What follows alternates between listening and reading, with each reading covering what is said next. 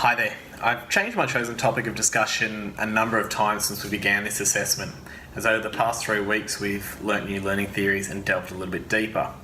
However, it was really when I started to reflect upon what's important to me as a teacher and what my ideal classroom looks like that I finally settled on behaviourism. I believe all learning theory is actually necessary in order to not only learn the syllabus but really climb the stages of Bloom's taxonomy. So I decided to think a bit further back and think what's actually needed in my classroom to ensure that any learning theory can be applied. And for me, it really comes back to behaviourism and operant conditioning.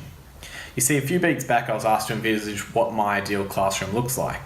My answer back then was my ideal classroom was simply an open one, by which I mean a safe and nurturing place where students have the right to hear and be heard. To me, much of the groundwork for this can be achieved through operant conditioning and behaviourism. I believe it's a really, truly effective tool for classroom management, and if used correctly, it's highly effective in creating the groundwork where any learning theory can be applied. Duchesne and Moore offer a simple explanation of what behaviourism actually is, as they explain it to be a cause and effect mechanism. From a teaching point of view, essentially what they're saying is that a student's behaviour can be conditioned through reinforcement. Now, reinforcement comes in two forms, both positive and negative, and it can be implemented through the addition of something or the subtraction of something. For example, positive reinforcement can be given to a student for good work through a merit certificate or taken away through something undesired, such as homework. Duchesne and Moore go on to explain that learning has occurred if there are noticeable changes as a result of external stimulation, such as instruction or experience.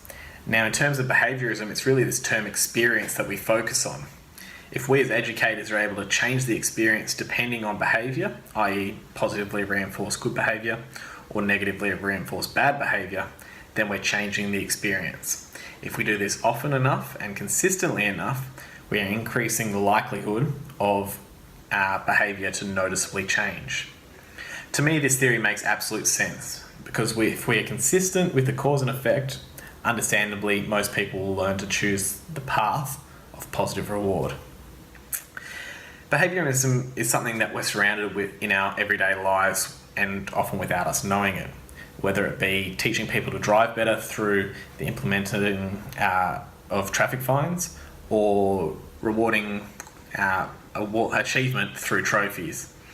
In my household, we grew up with hearing things like we can watch TV after we finish our homework, or the classic that I think everyone has heard, you can have dessert if you finish your dinner. Both are prime examples of behaviourism.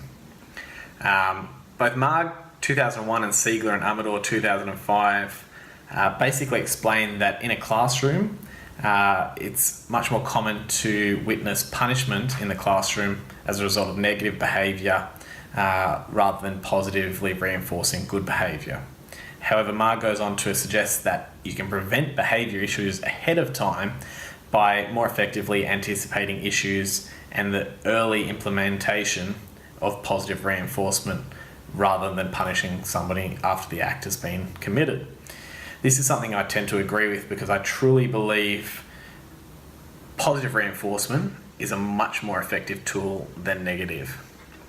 To me, there are many strengths to behaviourism, with the main being it's easily implemented, it can be adapted where necessary to suit behavioural or developmental issues, and it can be implemented immediately.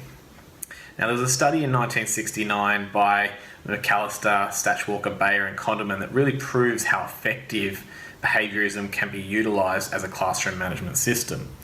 They had a test classroom for 2 months where they used operant conditioning techniques, and they found a dramatic improvement in behaviour when compared to other classrooms.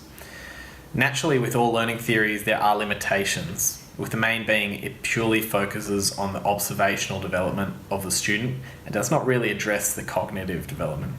With this in mind, effective teachers must also utilise the ideas of cognitive and constructive learning theories in order to effectively teach that classroom. There are many ways in which I will utilise behaviourism in my classroom. As I mentioned before, I truly believe that positive reinforcement is more effective than negative. To do this effectively, I'll first look to identify areas in which positive reinforcement can be applied and creative ways to do so. For me, the prior planning is particularly important in my plans as it ensures students are not at risk of overpraise, which is detrimental, and also ensures that the level of reward matches the level of behaviour shown. As I've mentioned earlier, I believe behaviourism to be the most effective form of classroom management.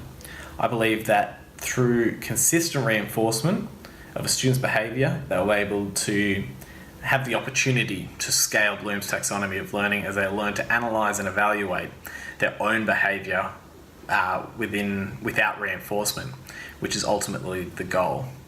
Finally, I believe behaviourism to be ultimately necessary in order to create and maintain this open classroom. Thank you.